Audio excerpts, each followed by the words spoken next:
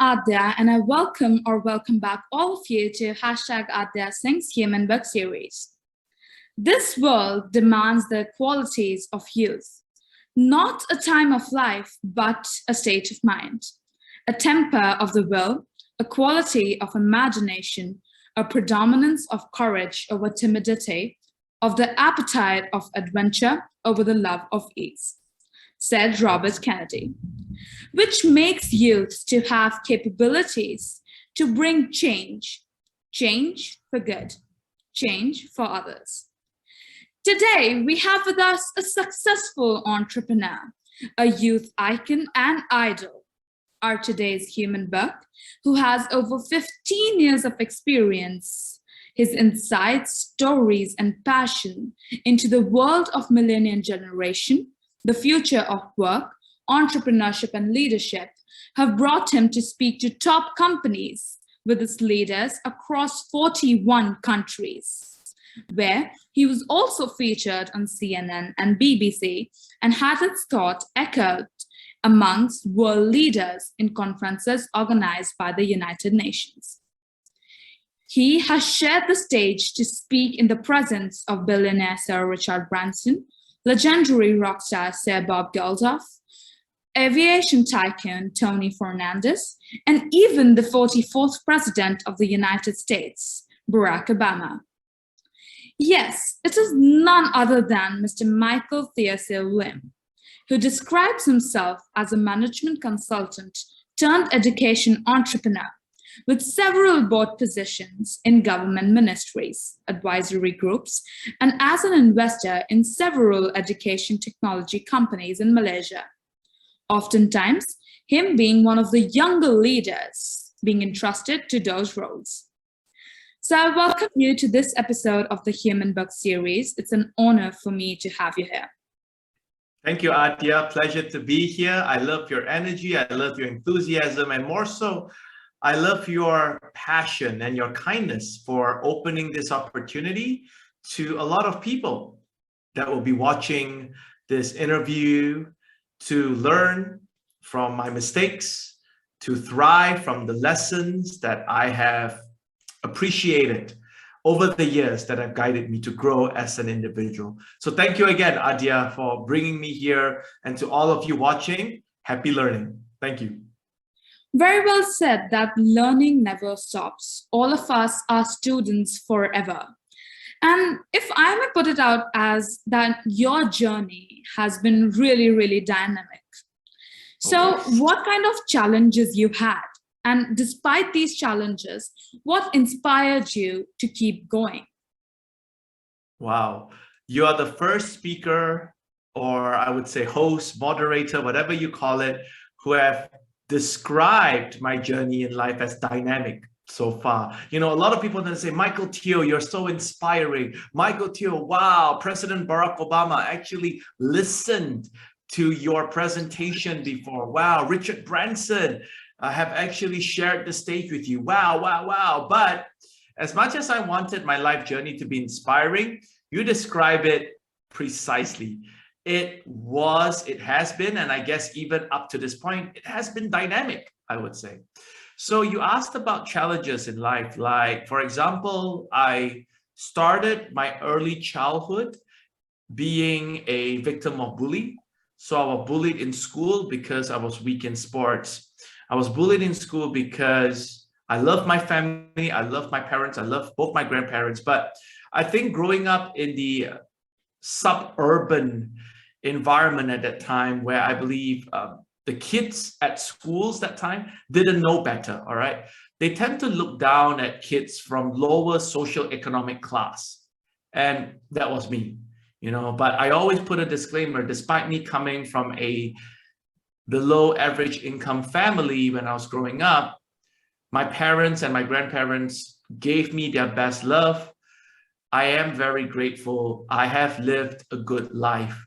Even though I may not have had the chance to go to Disneyland at a very early age of my life because my parents had to work hard, but eventually I did manage to go there.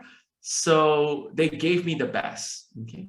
So by me explaining my background, those backgrounds of mine have actually set the stage for why I was bullied. I was ridiculed in school because I was weak in sports.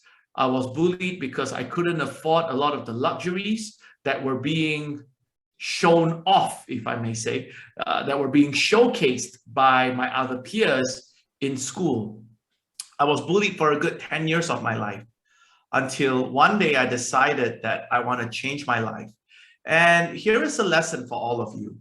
You know, it's very easy for you to want to change. But oftentimes people ask me, Michael, I feel the need, I feel the passion to change. I want a better life. But how can I start changing? The first thing we need to know is that in order for us to change, we need to realize whatever we are doing right now may have served us well up until this point. But if we want to change, if we want something better, we need to change the way we do things. So that was what I did. I knew that I was not good in sports. So I started asking myself, is there an action that I can take to prove to the naysayers and the critics that even though I'm not good in sports, but I could still do some sports. So I decided to participate in marathons. I decided to participate in my school's run, right? 100-meter sprint running. So because I believe all of us human beings, we all can run, right? Like Aadya, you can run, right? So it's a natural capability, right? So I started getting involved with running as a sport. I was not good at it. I was not good at it, but at least I attempted to run. But then something happened. I remembered I was bullied from the age of 7 all the way up to the age of 15. Right? That's close to 10 years of my life, right? So from 7 years old all the way up to 15. On that fateful day, I decided to change my life, change my actions, decided to be a runner. And then it came that fateful day. It was my school sports day. And I participated in a 100-meter sprint running. I remember I trained hard for 2 months. I ran laps around the school field to prepare myself for that occasion. Came that day, the referee blew the whistle and I ran as fast as I could. I guess the universe had other plans for me. I took only 2 steps and I fell. And the next thing I knew, my left knee was dislocated from my body. I couldn't run at all anymore. I couldn't even get up. Of course, they had to stop the sports event on that day. My parents were called. They were in tears. I was sent to the hospital with an ambulance. The doctors fixed me up, but they told my parents that I could never walk like a normal human being again, because when I dislocated my left knee, it actually tore my ligament, it tore my muscles surrounding my left knee. And you know, those muscles, those ligaments are formed in your body when you are still in the womb of your mother.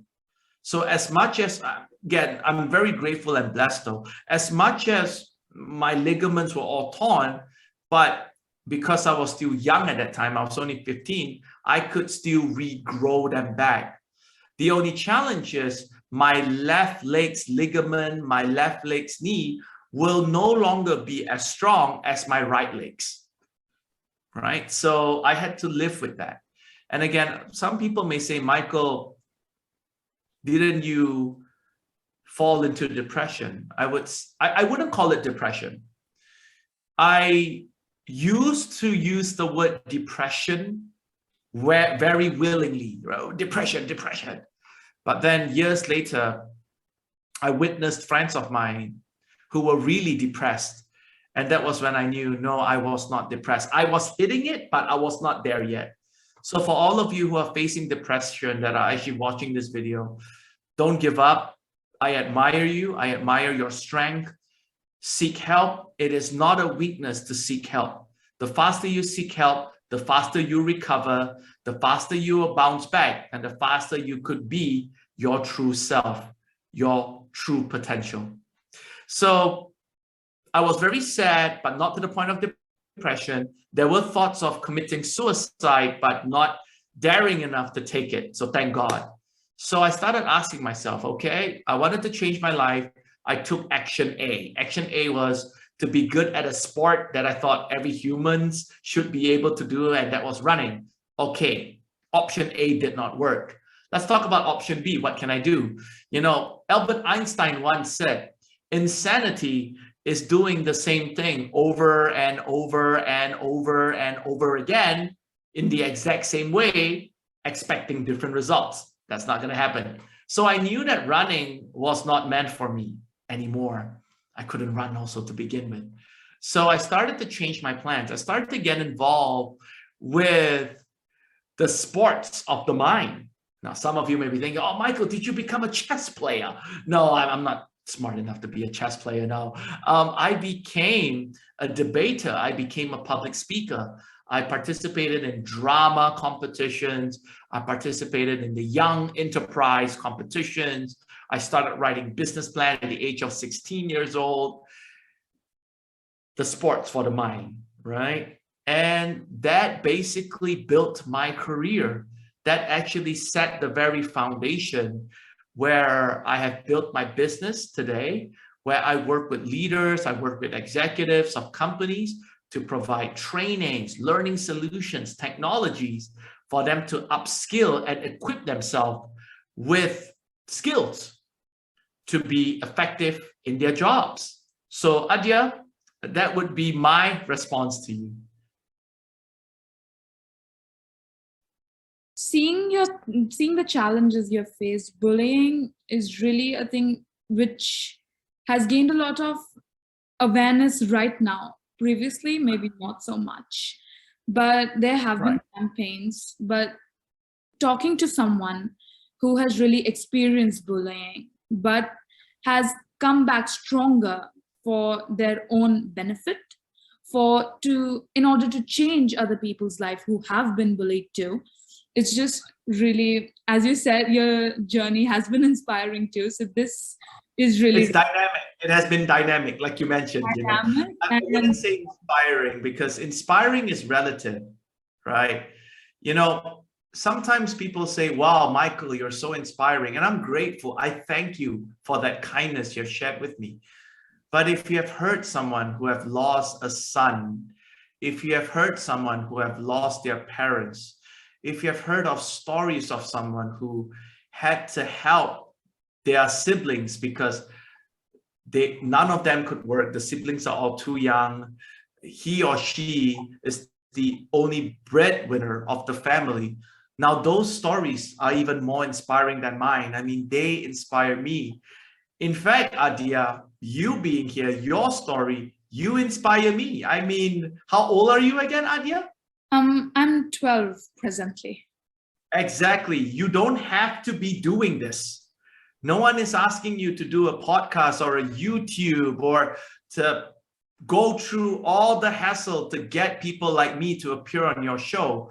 You don't have to do that. You know, you could be watching Netflix right now. You could be watching Disney Plus, hanging out with your friends, but you're sacrificing your weekend to actually be here with me in hopes that whatever experience that I'm sharing with you, and you're going to put it up online so that it could help more people. You are inspiring to me. So again, inspiration is relative, I would say, but thank you for your kindness. Just want to let you know, Aadya, you are inspiring. Thank you so much for saying that, sir. And it just really comes up to your modesty too. But it is really nice to be interacting on these grounds.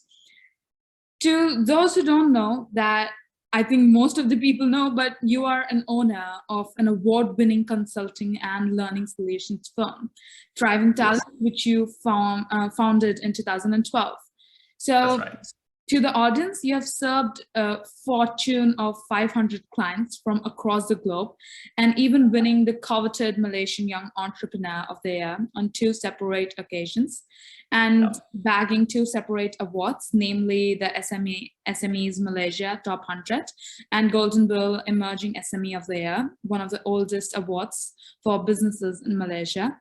With your speaking career being started about 15 years ago, where you are and have been a youth speaker, and you have been invited to speak at global summits like One Young World at London and Zurich, and Harvard Project for Asian and International Relations, HPAIR, and the World Youth Parliament in Geneva.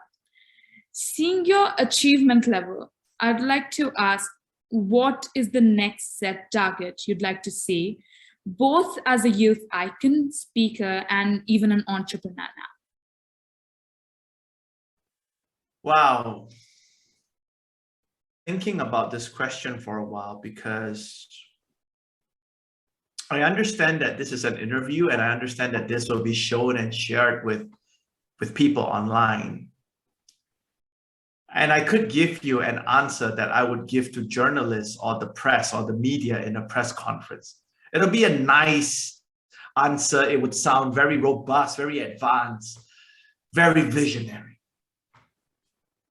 But I'm thinking that I want to share the raw truth. Not to say that if I'm in front of the media, I won't be sharing the truth, but I want to share what's in my mind right now, okay? And it's what I truly believe in. And this is the foundation. And then I would go back to the answer that I would share about the vision that I see for the world.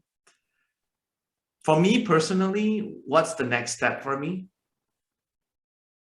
Is to be a good father to my first child. She's up and coming in September. So is to be a good father, is to be a good family man, is to be a good employer to my team who are all working with me right now in Thriving Talents, is to be a good employer for talents that will be joining me in the future, is to be a trusted partner to my clients, to be a go-to person for my clients whom they know if they're looking for solutions to develop the potential of their people, to motivate, to train their people, to build a happier work culture and environment in their companies, they would come look for me because they know they can trust me. They know that I have the intention and the sincerity to help them. The next step for me as well is to be a good Malaysian and a good global citizen. To not advocate for war, to be a peace-loving citizen that contributes what little I have to shape the world. That's what I really feel inside. And the reason why I'm giving such an answer, and I know it's not inspiring, you have heard so many other speakers who would say, hey, what's next for you? Oh, next for us, we're going to Neptune. We're going to build a space station there. We're going to greet the aliens. Or what's next for you? Oh, we are going to dominate the metaverse. We're going to be the largest cryptocurrency in the metaverse. I mean, those are all good. If you want to hear that version of an answer from me, I would say the next level up for me is for Thriving Talents to be the leading technology and learning solutions provider for Fortune 500 companies, especially focusing on the millennials generation, where we provide technology, learning solutions, and talents that help organizations and leaders be more productive and profitable in their impacts in the world. There you go. But that sounds so plastic. That sounds like something you would read off from a billboard or an advertisement that you would see online. Hence why I only took later, like a few seconds ago, to share that vision with you. Rather, the vision that really propels me every day, that gets me up, is to be a better son, a better father, a better family man, a better boss, a better leader, a better global citizen. There you go. Thank you so much for answering that. The raw version was really, really effective. And the version which is really inspiring, if I may say, that one is really a set goal. You once also said that short-term goals are the ones we should leap forward to and make short-term goals in the long-term goals. So this is really nice to hear. Thank you. Thank you. Thank you. Going back to your journey again. So your career started in management consulting, and you have obtained your undergraduate from one of the very prestigious universities of technology, the Auckland University in New Zealand. Before having expanded your learning through special programs in executive courses by Stanford University and INSEAD, you are also a certified train-the-trainer by the Ministry of Human Resources Malaysia, NLP practitioner by the American Board of NLP, and a certified motivational speaker and coach in Singapore. Thank you. In your journey, it is versatile, and you have faced so much, as you mentioned in the first question, yet you have overcome it. And seeing you now, you're an example, an icon of a motivational journey of youth. And even for me, you're an icon right now. So what is the message to the youth? I would share 3 mantras that I hold dear to my life. The first mantra I would share would be, never wait for opportunities. Create your own opportunities. I created opportunities for me to break out of my shell, for me to remove myself from a self-defeatist, from a limiting mindset when I was still a victim of bullying. I created opportunities for me to endeavor into public speaking, to endeavor into learning about enterprise, business, entrepreneurship. All those opportunities were created. I was not smart. I was not born with a silver spoon. But what I've been very good at doing is knocking on doors, asking for help, and asking for a chance. Some people say, Michael, don't you have any pride? When you start asking people for help, you have washed all your pride away. You are at the mercy, at the sympathy of others. I disagree about that.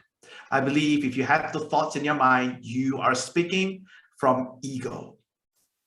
Asking for help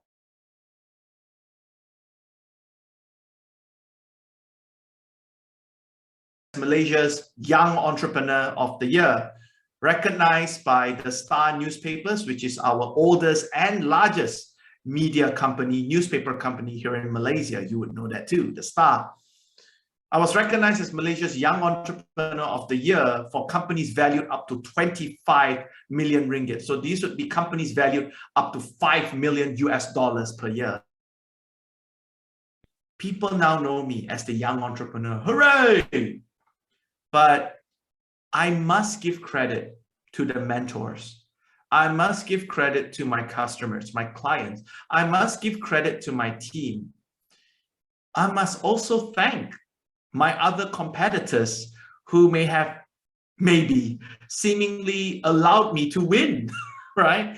So again, I'm always a believer that when you go out and ask for help, when you recognize someone, those people who have helped you before, it's not a sign of weakness, it's a sign of strength. So create your own opportunities by being willing to open your heart, to be humble enough to ask for guidance and to ask for help. So that would be my first mantra that I wish to share with you. My second mantra would be walk with the kings, but never lose that common touch. Now, what do I mean by this? In life, once you have endeavored into something, once you have started pursuing, you started doing something, always aim for excellence. Always aim like you want to produce your result. You want to do something that would put you on par with the kings. And as you know, royalty, kings, they expect only the best. As much as you have climbed the ladder of excellence, achievement, and success to be on par with the best of the world, never forget those people who have helped you out before. Aadya, allow me to share this. How long did it take me to agree to appear on your show right now? If you could share that, if you could share your response to me. How long? Was it slow or was it quite fast? I think so. It was quite fast, as I said, because it was quick. It was not at all something which took a lot of time because you had already planned it out, maybe. So that might be the reason.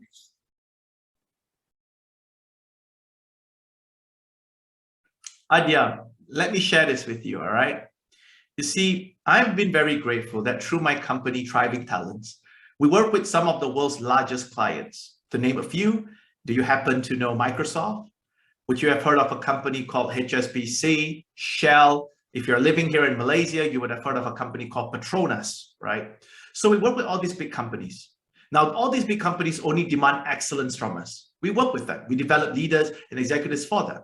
But when you asked me for this opportunity for me to appear on your show right now, I said yes instantly. Some people would say, but Aadya is just a 12-year-old. Why did you say yes to her so fast? Well, because walk with the kings, but never lose that common touch. Because I believe, Aadya, with your good effort, one day you are going to inspire the world.